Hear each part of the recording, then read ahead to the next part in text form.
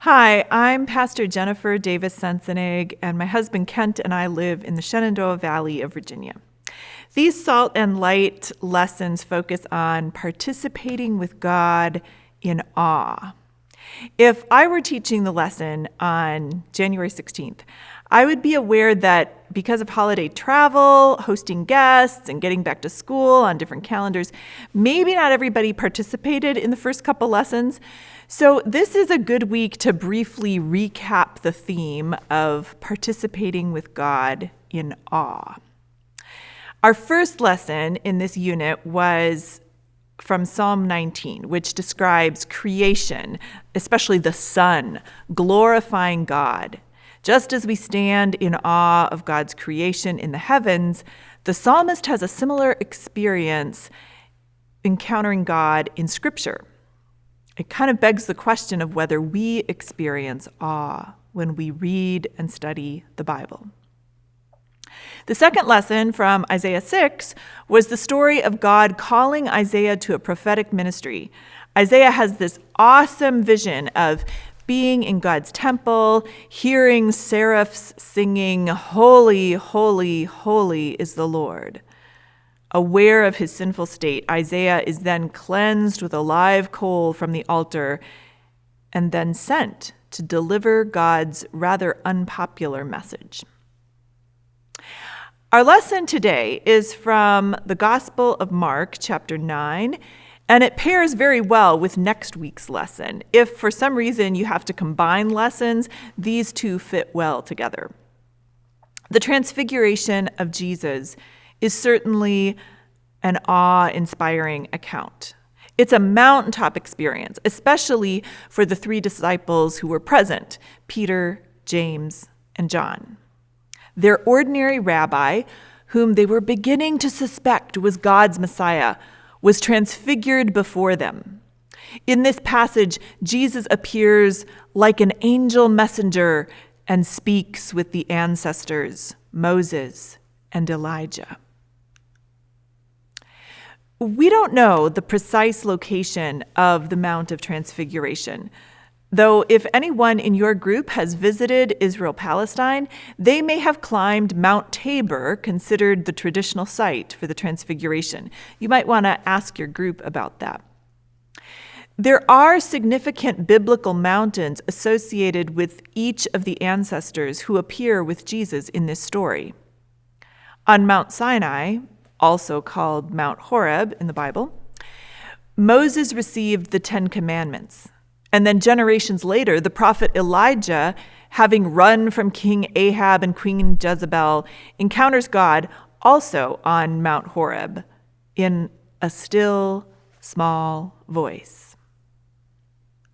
If anyone in your group is a mountain hiker or is interested in a little research to prepare for next week's lesson, ask that person to look up all the biblical passages about Mount Sinai or Mount Horeb. Again, same place, just two different names.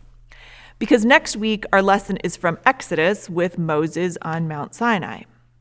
Of course, you can always Google Mount Sinai or Mount Horeb, too.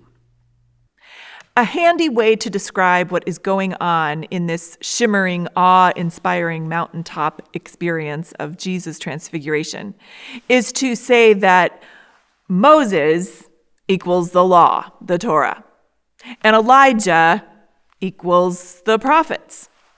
So in this event, the disciples see that Jesus is in league with the law and the prophets.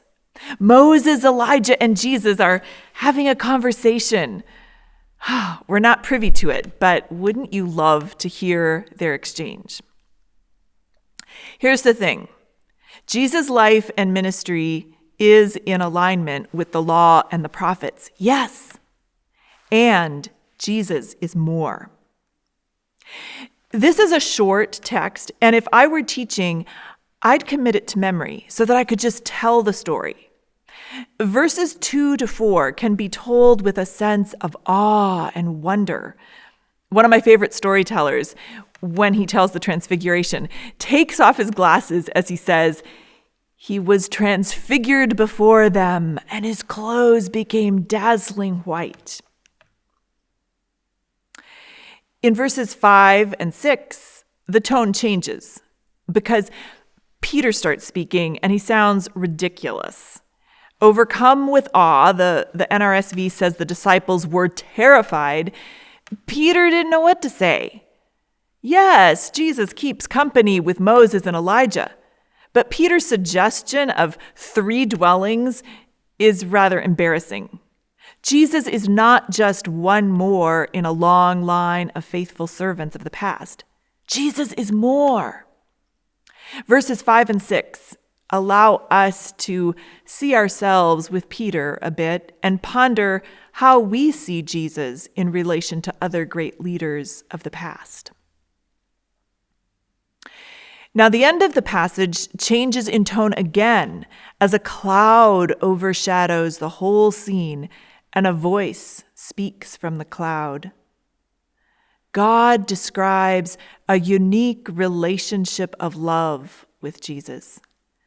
This is my son whom I love. Listen to him. Michael Paul, the writer of these lessons, invites some reflection on how we imagine the tone of God's words from the cloud. If you're reciting this story to your group, think carefully about what tone of voice you want to have when you speak the words of God that come from the cloud. I also wonder how we as a church are listening to Jesus. You might want to discuss that as a group.